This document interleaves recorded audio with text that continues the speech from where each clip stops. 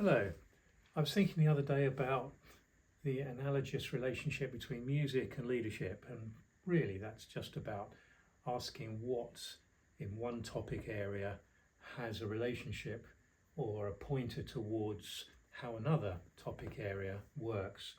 So what's obvious to me immediately about music, and by the way, I'm not a professional musician, but I'll post a couple of links to some friends of mine who are and do this similar sort of thing but into a much greater detail about music and leadership. So what's obvious first of all is that there's infinite possibilities, and we can also tell when we know that there's a good piece of music being played by a professional musician. We just kind of know, and it also looks easy. So I think that's probably the same in leadership. We know when somebody's a good leader and they're doing a great job, and the chances are they kind of make it look easy. And the question is, this is the first big question, how do you get to be a great musician? How do you get to be a great leader? Okay, well, one thing you can do is practice. So with music, of course, you've got a whole number of opportunities and different things you can do. You can learn pieces.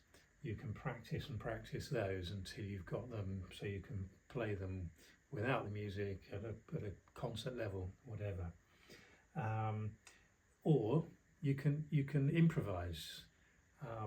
And that's kind of where the technical to the art comes together. So again, when you are in leadership, because everything's different, everything's fluid, everything's changing, actually one argues that it's getting more complicated and more difficult now, but improvisation is great. But again, you have to have some sort of underlying structure to be able to improvise in a way. Otherwise, what does a 2-year-old do?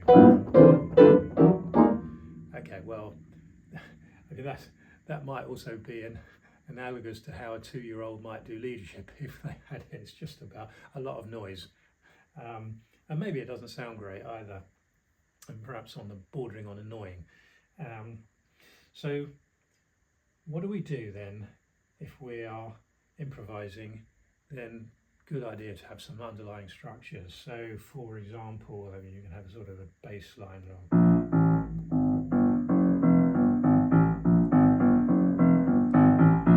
and then you can make up whatever you want above that, or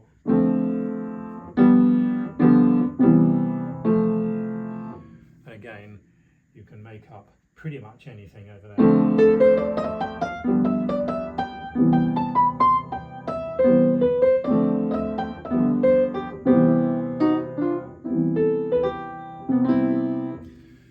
And so on. That was just completely random, as you've probably guessed. Or you can learn the pieces until you can do them pretty well and enjoy them. And when you're a art professional, you can make it look easy. So as far as leadership's concerned, with the question about practice, how do you practice leadership? And maybe that's not entirely the complete question.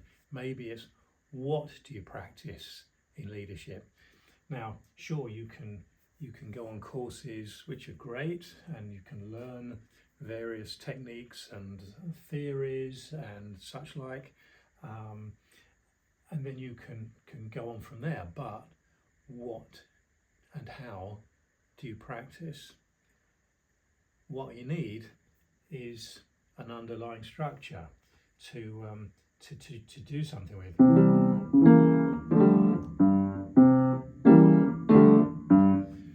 And then you can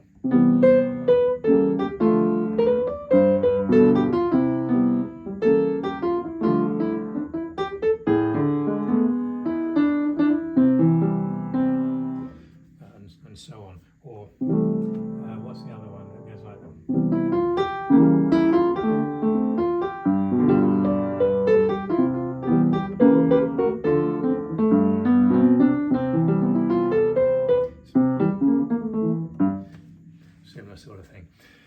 So what we've done, my colleague and I, Kathleen Curran, have come up with a whole, we're going to say, is it a system? Is it a toolkit?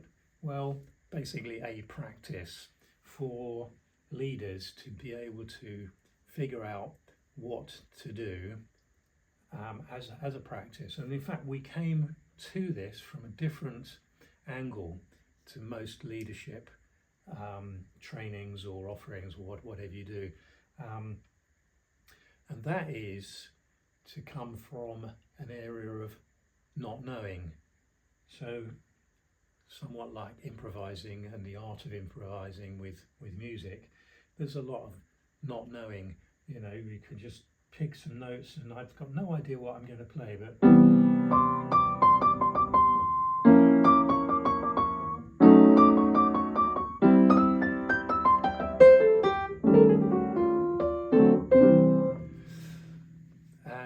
never heard that before, never hear it again apart from this recording naturally.